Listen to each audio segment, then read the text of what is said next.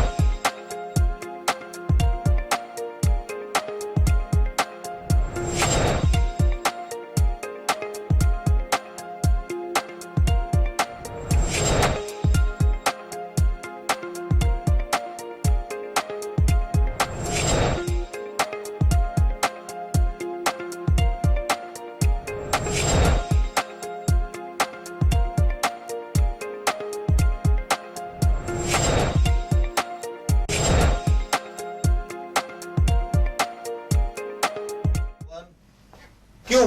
नमस्कार जंटी में स्वागत है आपका। मैं हूं योगेंद्र। आप देख रहे हैं हमारी विशेष पेशकश नारी, और हम अंतर्राष्ट्रीय विमेंस डे के परिप्रेक्ष्य में अलग अलग सेक्टर से जो आप लोग लगातार हमारी सीरीज में देख रहे हैं, आज हम बात करेंगे राजस्थान विधानसभा की सदस्य जो हमारे साथ बैठी हुई हैं, पहली मर्तबा जीत करके आई हैं, और हम इनसे जानना भी चाहेंगे कि कैसा एक्सपीरियंस रहा, क्या कुछ आपको लगता है कि जेंडर इक्वलिटी यहां भी कहीं बाधा होती है। जहां नियम बनाए जाते हैं, विधायिका का संचालन जहां से होता है, वह स्तंभ भी क्या वास्तव में अभी इस बात का कहीं उस पर असर है कि पुरुष प्रधान मानसिकता कहीं आगे नहीं आने देती हो, या फिर खुल करके बोलने की आजादी है, या महिलाओं की जो स्थिति है उसको लेकर के वहां खुलकर बयां कर सकते हैं। पार्टी लाइन से ऊपर उठ करके भी क्या चर्चा होती है, तो तमाम पहलुओं को छूने की कोशिश करेंगे हम। हमारे साथ मनीषा पंवार जी बैठी हुई हैं, मीना कंवर राठौड़ जी हमारे साथ में हैं, दोनों पहली बार विधायक बन करके आई हैं। मनीषा जी, आपसे मैं जानना चाहूंगा कि पूरे देश में कई बार ये बात आती है, क्यों लिए नहीं कि अंतर्राष्ट्रीय महिला दिवस से इसी परिप्रेक्ष्य में ही जेंडर इक्वलिटी की बात आती हो, कई बार ये बात आती है, तो आपको कहीं लगता है राजनीति में कि हाँ अभी भी महिलाओं को आगे आने के लिए बहुत कुछ करना है, या फिर कहें कि राजनीतिक दलों को उस ओर गौर करना चाहिए? नहीं, सबसे पहले तो मैं आपके चैनल के माध्यम से सभी प्रदेश की महिलाओं को, मेरे जोधपुर की महिलाओं को बहुत बहुत हार्दिक बधाई इस अंतर्राष्ट्रीय महिला दिवस की। जिस प्रकार आप बता रहे हैं कि मेरा ये मानना है कि आज के परिप्रेक्ष्य में जहां हम बात करते हैं महिला के सशक्तिकरण की, जहां बात करते हैं हम महिला के आत्मसम्मान की, मुझे कहीं नजर नहीं आता कि महिलाओं को आगे बढ़ने के लिए या पुरुषों से आगे बढ़ने के लिए किसी प्रकार की कोई हाथ की जरूरत है या किसी साथ की जरूरत है। महिला आज सशक्त है। आप किसी भी परिस्थिति में देख लीजिए, चाहे राजनीतिक जीवन की शुरुआत करें, चाहे सामाजिक स्थिति हो, चाहे वो आर्थिक स्थिति की बात करें, तो मुझे नहीं लगता कि मैं एक आम सी महिला थी। मैंने अपने जीवन की शुरुआत बहुत सामान्य ढंग से की थी। मैं बहुत सामान्य परिवार से आती हूँ, और जैसे ही ओबीसी महिला का अगर टिकट, पार्षद का टिकट मेरे क्षेत्र से निकला, तो उनको लगा कि एक पढ़ी लिखी महिला है तो वो काम कर सकती है।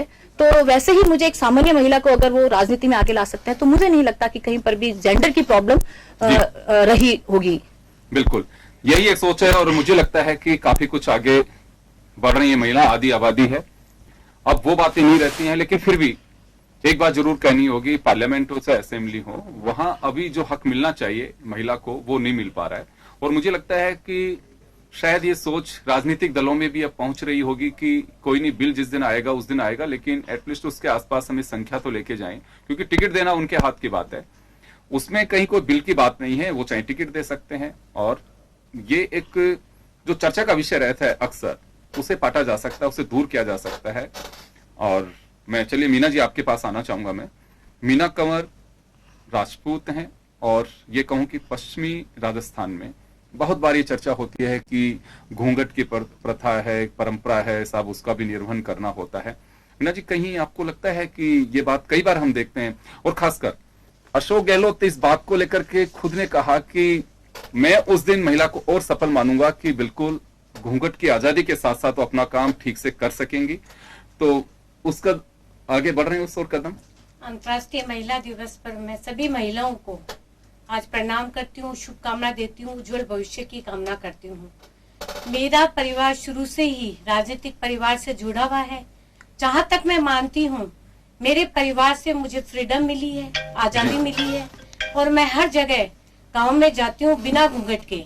इस तरह की राजनीतिक हमें विरासत में दी है, और माननीय गहलोत साहब ने मेरे पति 2 बार टिकट दिया, दोनों बार हारे, और माननीय गहलोत साहब को मैं बहुत बहुत अच्छे तहे दिल से धन्यवाद देना चाहूंगी कि उन्होंने प्रोटोकॉल के नियम को रखते हुए मुझे तीसरी बार टिकट देकर मुझे जिताया है।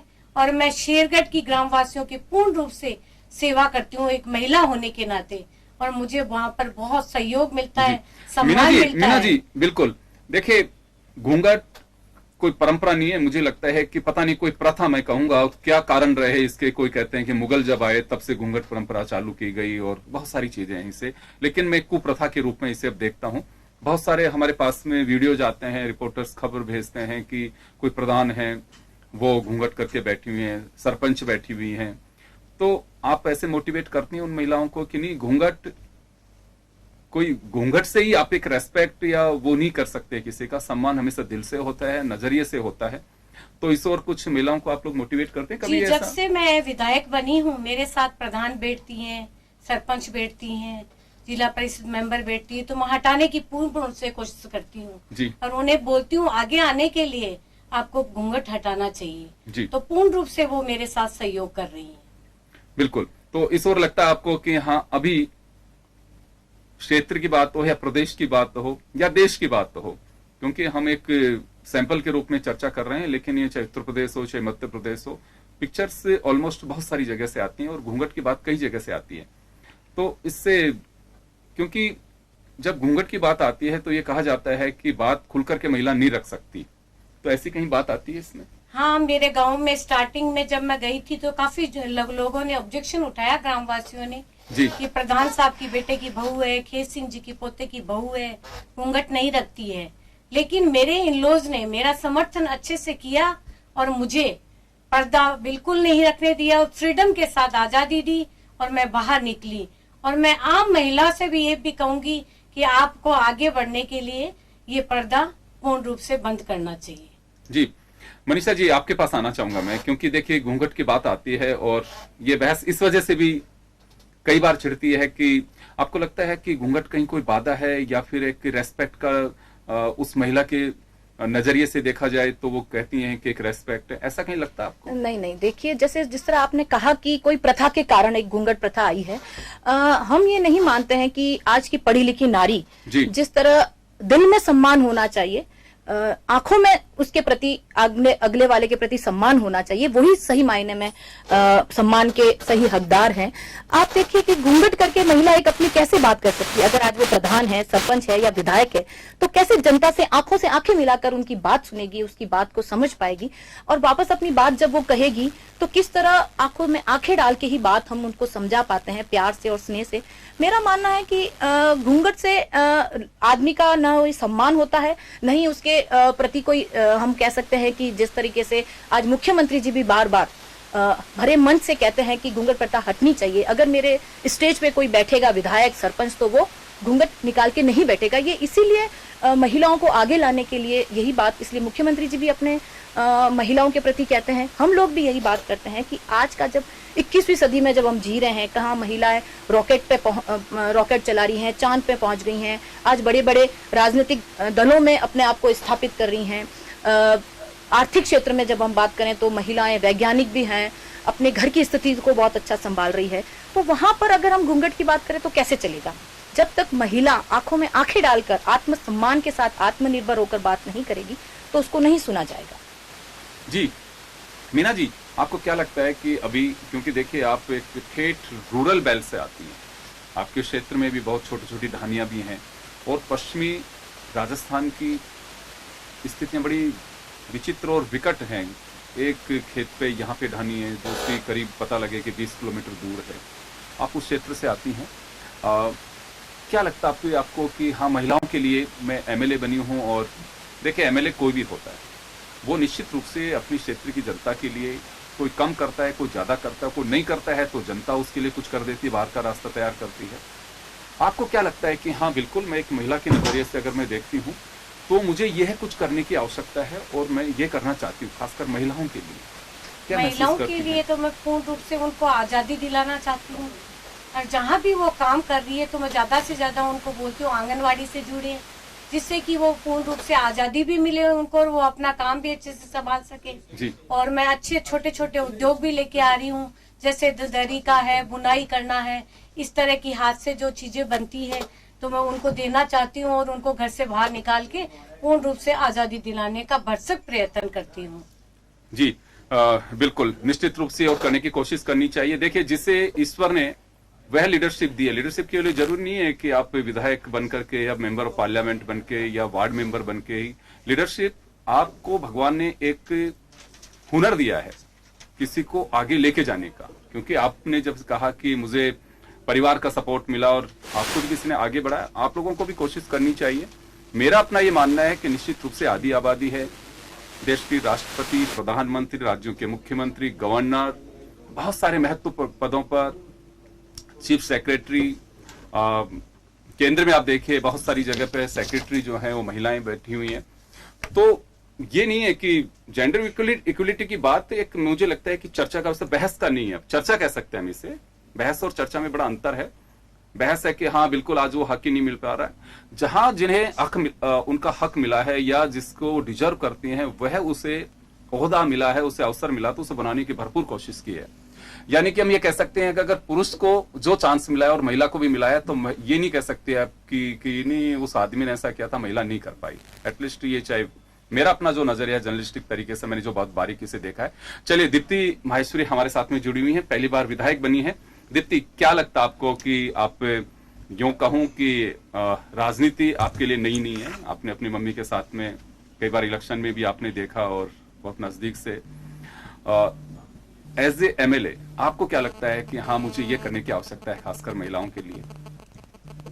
खासकर महिलाओं के लिए एज ए एमएलए बहुत सारी चीजें हैं। मेरा जो विधानसभा क्षेत्र है जहाँ से हम आते हैं, वहाँ पर अभी भी मैक्सिमम पॉपुलेशन ग्रामीण में रहती है, सब महिलाएं ग्रामीण में रहते हैं। कहीं ना कहीं महिलाओं के लिए अगर मुझे कुछ करना है तो एक कॉन्फिडेंस उनका इम्प्रूव करने की बहुत ज़रूरत है।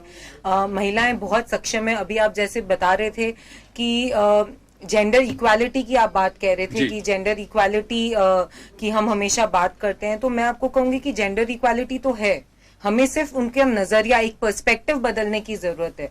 हम हमेशा से महिलाएं बॉर्न लीडर्स हैं, हम किसी पोस्ट पर हों या नहीं हों, हमारी लीडरशिप स्किल्स बचपन से ही हमारी चालू होती है। भले हमें घर पे वो लीड करना हो, चाहे घर चलाने के लिए वो लीडरशिप स्किल्स का यूज करें, चाहे हम बिजनेस चलाने के लिए या फिर एज विधायक यूज करें, तो कहीं ना कहीं ये स्किल्स हमेशा होती है, उनको पहचानने की जरूरत है। और मैं मेरे क्षेत्र में महिलाओं के लिए जरूर से ये करना चाहूंगी। अभी वी विश फॉर सोसाइटी कर एक हमारे राजसमंद में एनजीओ चलती है। उस एनजीओ ने अभी एक एग्जीबिशन रखा जिससे वाकई में घर के अंदर जो महिला बैठी थी, जो अच्छा नाश्ता बनाती थी और अपने मेहमानों को सर्व करती थी, उनको उन्होंने बाहर निकाला घर से कि नहीं आप निकलो, भली 10 रुपए में अपना वो सामान आप, लेकिन एक कॉन्फिडेंस बूस्ट करने की बात है। तो मुझे लगता है सबसे ज्यादा जरूरी यही है कि हमें कॉन्फिडेंस की बात करनी। बिल्कुल, हमने जन टीवी पे मनीषा जी जानती हैं, शायद आप भी जानती होंगी, रूमा देवी जी को।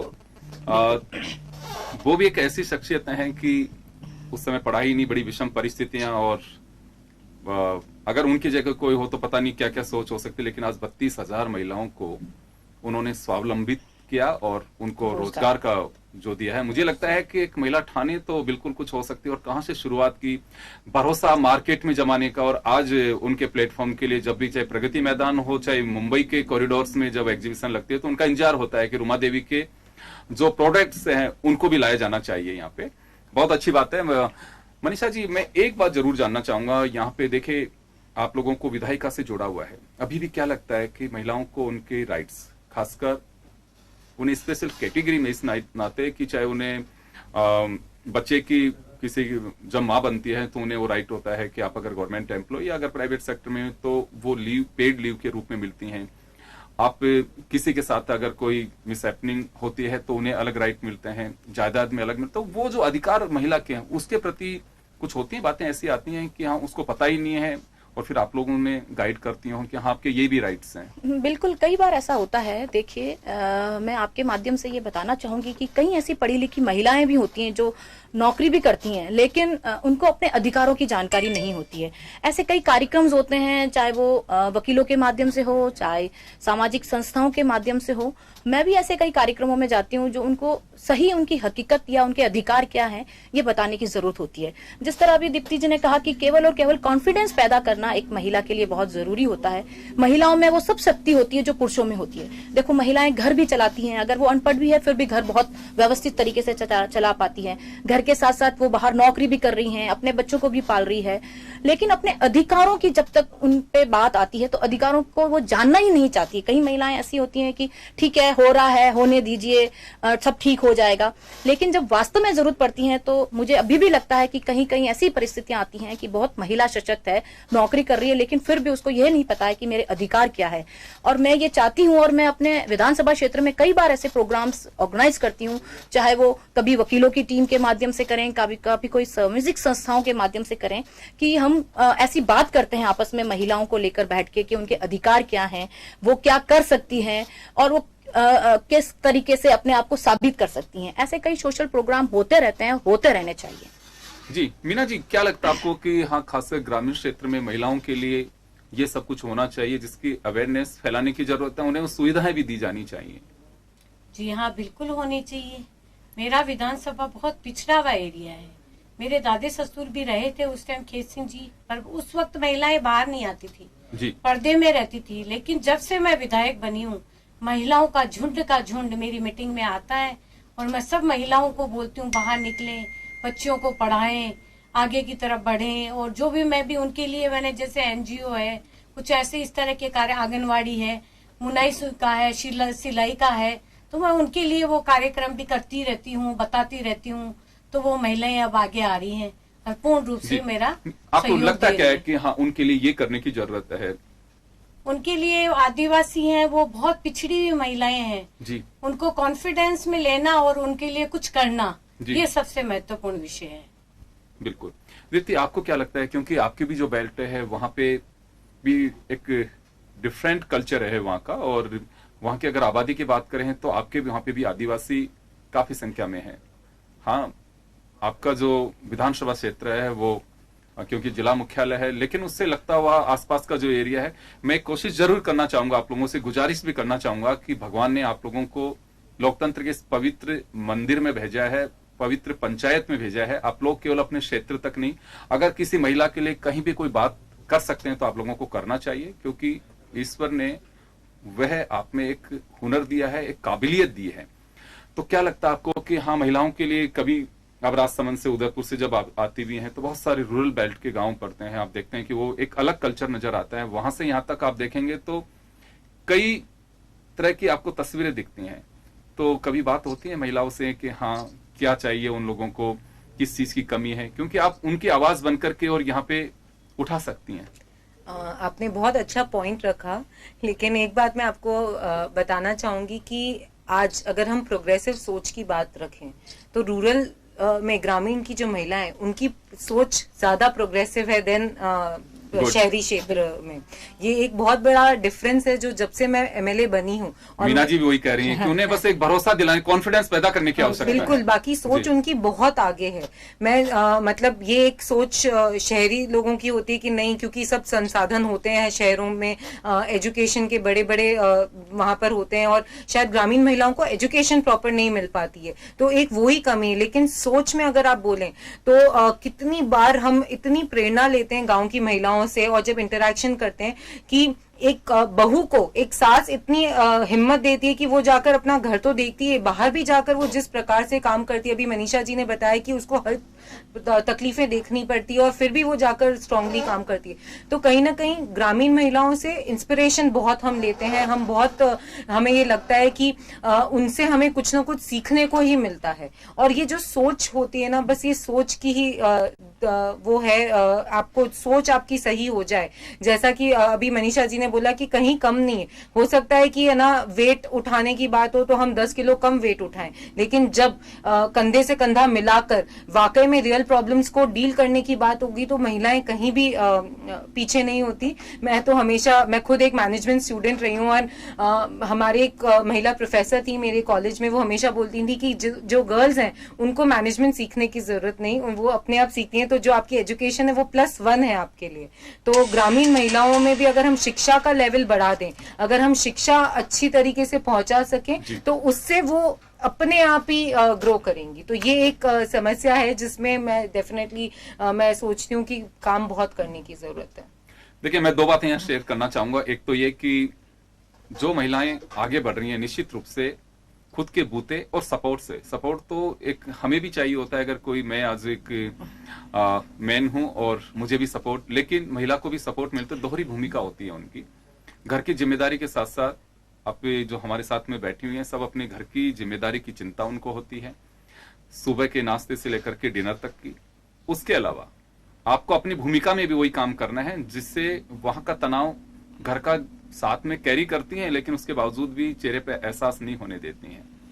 और मुझे लगता है कि ईश्वर ने कुछ सोच के ही महिला को बनाया। शायद ये कहा भी जाता है कि सहन शक्ति जो महिला की होती है पुरुष से 18 गुना ज्यादा होती है। बिल्कुल सही कह रहे हैं आपकी आप। बात को मैं आगे बढ़ाते हुए एक छोटी सी बात कोट करूंगी कि ऐसा कहते हैं ना कि behind every successful man there is a women, behind every successful women there is a women. So definitely महिलाएं ही हैं जो महिलाओं को सपोर्ट करती हैं, आगे बढ़ाती हैं, और कहीं भी आपको आगे बढ़ना हो तो बहुत जरूरी होता है कि उनका साथ रहे। बिल्कुल, निश्चित रूप से देखिए परिवार का सपोर्ट बहुत जरूरी होता है। और मुझे लगता है कि मैं उन लोगों से फिर एक बार गुजारिश करना चाहूंगा कि भरोसा रखें अपनी बेटी पे, बहू पे, अपनी बहन पे। और निश्चित रूप से अगर कहीं कोई राइडर है तो उसको हटाने की कोशिश करिए। उनके लिए उड़ने के लिए वो रास्ता पूरा खोले। आसमान बहुत स्वच्छंद और खुला है, आप देखिए तो सही उनकी उड़ान, पंख बहुत लंबे हैं और रास्ता कैसा भी हो जरूर नाप लेती हैं। मनीषा जी, आप लोग कभी ऐसी चर्चा करते हैं विधानसभा में कि हाँ महिलाओं से जुड़े ये मुद्दे हैं? देखिए, मैं माफी चाहूंगा, ये कॉमन इश्यू हो गया कि साहब ये छेड़छाड़ की घटना हुई, महिलाओं पे अत्याचार हो रहे हैं। ये मुझे लगता है कि एक कॉमन है, कभी भी अगर किसी को भी नींद में खड़ा कर दो सब महिलाओं पे कुछ बोलना है तो कोई भी बोल देगा। लेकिन कभी आप लोग कोशिश करते हैं पार्टी लाइन से अलग हट करके हाँ महिलाओं का ये इश्यूज है, हमें बोलना चाहिए इस पे? हाँ, कई बार, जैसे दीप्ति जी अब नहीं आई है कोरोना काल के बाद, पहले हम लोग सभी, चाहे वो बीजेपी से हो, चाहे कांग्रेस से हो, चाहे किसी भी निर्दलीय पार्टी से, हम लोग हमारी महिला लॉबी में बैठते थे, चर्चा करते थे। देखिए, हमने जब फर्स्ट बार जब हम एमएलए बने और विधानसभा में जब हमने क्रिकेट खेला तो हम लोग महिलाएं जीती उस क्रिकेट में, तो एक बहुत अच्छा माहौल हमें नजर आया। वास्तव में महिलाएं आज के परिप्रेक्ष्य में बात करती हैं अलग हटके कि महिलाओं को विधानसभा में कैसे बात रखनी है। हम ये बात नहीं करते कि अगर महिलाओं पर अत्याचार हुआ है तो उनके साथ क्या करना। आप सही कह रहे हैं कि ये बात रेगुलर है, हम अखबारों के माध्यम से भी पढ़ते हैं। हम लोग ये भी डिस्कस करते हैं आपस में बैठे बैठे कि हमें विधानसभा में किस तरह बात करनी है। हम नए आए हैं, हमें हमारा कोई बात, अगर हमें हमारे अधिकारों की बात है तो वो हमें कैसे करनी है, हमें हमारे बच्चों को आगे के लिए क्या बात करनी है, या हमारी विधानसभा में हम किस तरह महिलाओं को आगे ला सकते हैं या महिलाओं के लिए और क्या कर सकते हैं। इस तरीके की बात भी हम महिलाएं आपस में करती भी हैं। घर गृहस्थी की बात के अलावा भी हमारे पास ऐसे कई मुद्दे हैं जिसके हम डिस्कस भी करते हैं और महिलाएं मिलकर उसका सॉल्यूशन भी निकालती है। इसलिए कहते हैं कि ग्रामीण परिप्रेक्ष्य से ही रूमा देवी भी आई और ऐसी कई महिलाएं भी आगे आती हैं कि जो अपने आप को साबित भी करती हैं। तो मुझे ये लगता है कि आपके चैनल के माध्यम से ये कहना चाहूंगी कि आज के परिप्रेक्ष्य में महिला इतनी सशक्त हो गई है कि जिस तरह प्रियंका जी ने एक नारा दिया कि लड़की हूं, लड़ सकती हूं, तो अपने आप को ये साबित करता है कि कहीं भी महिलाओं को अगर हम अकेला भी छोड़ दें तो वो अपने आप को लड़ने में इतनी सशक्त होती है कि वो अपने पीछे एक लाइन खड़ी कर देती है कि मैं अपने आप के अपने मुद्दों पे, अपने बातचीत पे, अपने अत्याचारों पे खुद लड़ सकती हूँ। जी दीप्ति जी, कभी आप लोगों को महसूस होता है, समय कम है, मैं 30-30 सेकंड में आप लोगों से बात करना चाहूंगा कि हाँ ये कॉमन इश्यूज हैं, इसको लेकर के अभी क्योंकि आपके असेंबली सेशन चल रहा है तो इसमें उठानी चाहिए कि हाँ ये कॉमन इश्यूज तो सभी कॉन्स्टिट्यूएंसी के होते हैं, मतलब वो सिर्फ महिलाओं को परिप्रेक्ष्य में मैं नहीं उतारना चाहूंगी। तो खासकर महिलाओं से जुड़े अगर कोई हो तो महिलाओं से जुड़े कॉमन इश्यूज यही है, जो एजुकेशन, मैंने आपको बात बोली कि उनके ऊपर बहुत ध्यान देना चाहिए। मुझे लगता है हर क्षेत्र में आप कहीं भी जाएं, अगर उनकी education, one educated women teaches the entire family and responsible for everything. तो मैं यही कहना चाहूंगी कि जो शिक्षा है वो अगर हो जाए, जब हम पढ़ रहे थे तो हमारी माता स्वर्गीय किरण जी महेश्वरी और मेरे पिताजी एक ही बात बोलते थे कि हम तुम्हें दहेज में शिक्षा दे रहे हैं, उसके अलावा हम कुछ भी नहीं देने वाले। और अगर ये एक सोच हो जाए और हम शिक्षा के प्रति महिलाओं को भी उतनी, बच्चियों को भी, किसी भी बच्ची को इसलिए नहीं पढ़ाई छोड़नी पड़े क्योंकि नहीं भाई की पढ़ाई ज्यादा जरूरी है, अगर हम उस पे जीत पा लेंगे तो मुझे लगता है कहीं भी हमें प्रॉब्लम्स नहीं आएंगी। बिल्कुल। मीना जी, आपने कई बार सुना होगा, मैं पिछले कुछ साल पहले तक ये सुनता था कि अगले जन्म मोई बेटी ना कीजो, सुना होगा आपने? बिल्कुल सुना है। ये मिथक टूट रहा है कि आज भी स्टैंड किए हुए हैं? नहीं, अब मिथक टूट रहा है क्योंकि लड़कियां ही सबसे ज्यादा अपने पेरेंट्स का ध्यान रख रही है, लड़कों से ज्यादा। जी। और मैं जब गाँव में जाती हूँ तो मैं देखती हूँ वो लड़कियों को लेके आते हैं, जबकि अपने बहुओं को साथ नहीं पसंद करती है लेडीज, लड़कियों को साथ लेके आती है। गुड। और लड़कियां आज के वक्त में सबसे ज्यादा हेल्प करती है पेरेंट्स की, आगे अपने जो भी कार्य है उनमें पूर्ण रूप से सहयोग करती भी, समाधान भी करती हैं, इसलिए लड़कियां होना बहुत जरूरी है। और बिल्कुल, निश्चित रूप से। और मुझे लगता है कि ये सोच बदल रही है, यही एक बड़ा कारण है कि अगर हम जेंडर रेशो को देखें तो काफी हद तक वो एक गैप जो है वो काफी पाटने की कोशिश की जा रही है, और महिलाओं की जो संख्या है पुरुषों के मुकाबले अब उसमें इजाफा भी हो रहा है, कहीं ना कहीं सोच का असर। और मुझे लगता है कि ये सोच और लेके जानी चाहिए।